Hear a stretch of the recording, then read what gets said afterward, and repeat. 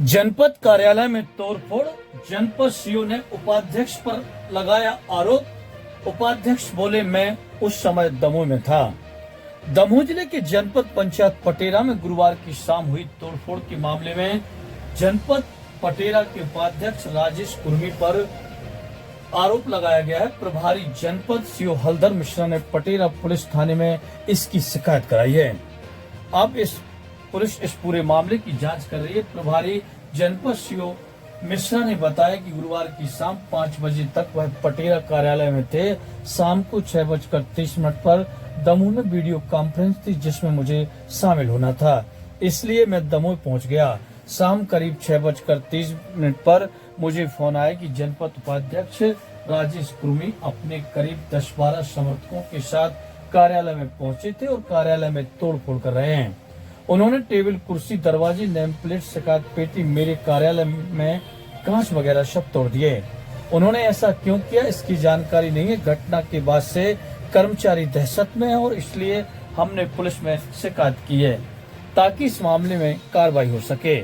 शुक्रवार दोपहर करीब 2:30 बजे जनपद सीओ अन्य कर्मचारी पटेरा थाना में मौजूद हैं, जहां पर पुलिस कर्मचारियों के बयान दर्ज कर रहे हैं। पटेरा टीआई सरोज सिंह का कहना है कि मामले में शिकायत ले ली गई है और इसकी जांच के बाद आगे की कार्रवाई की जाएगी।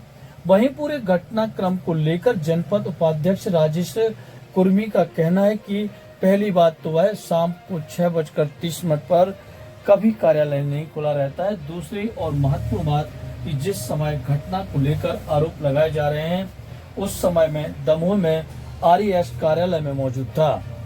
विवाद की एक थ्योरी यह भी है कि इसके पहले पटेरा जनपद सीओ का प्रभार आरईएस एसडीओ अनुग्रह सिंह के पास था। उनका स्थानांतरण होने के बाद जगह खाली थी।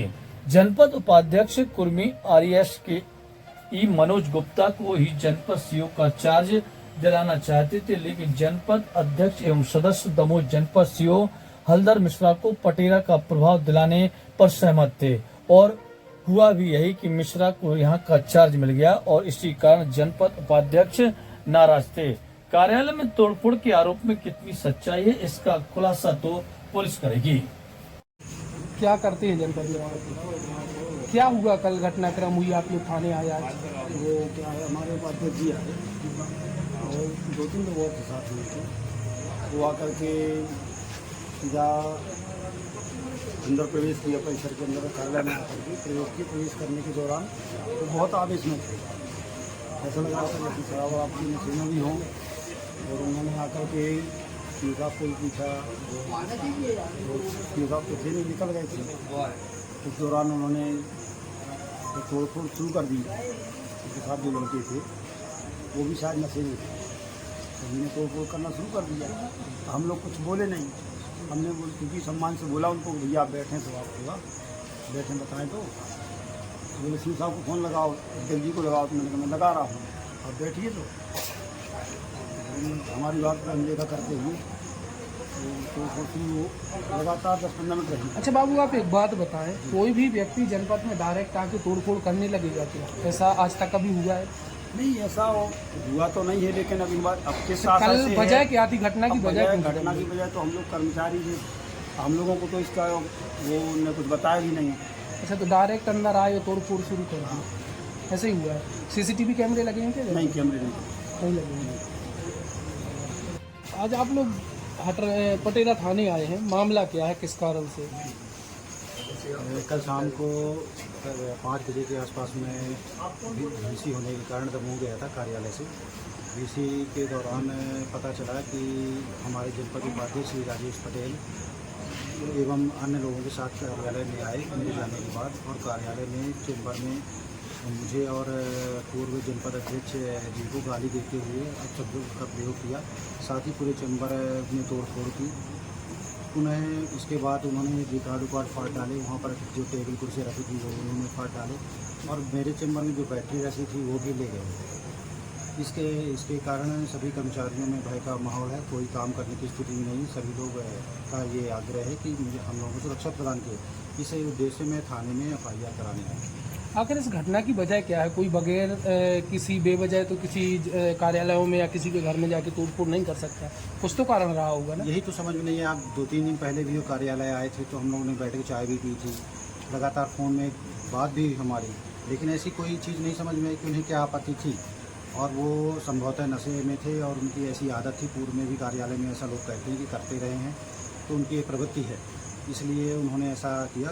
न केवल तोड़ा, गाली गलौज की और धमकी भी दी और सब में शासन में बाधा भी डाली, कोई काम करने की स्थिति नहीं। जनपद में कितने लोग मौजूद थे उस टाइम पे, कितने कर्मचारी? उस समय जनपद में 8-10 लोग मौजूद थे सभी कार्यालय में, और उन्होंने ऐसा देखा।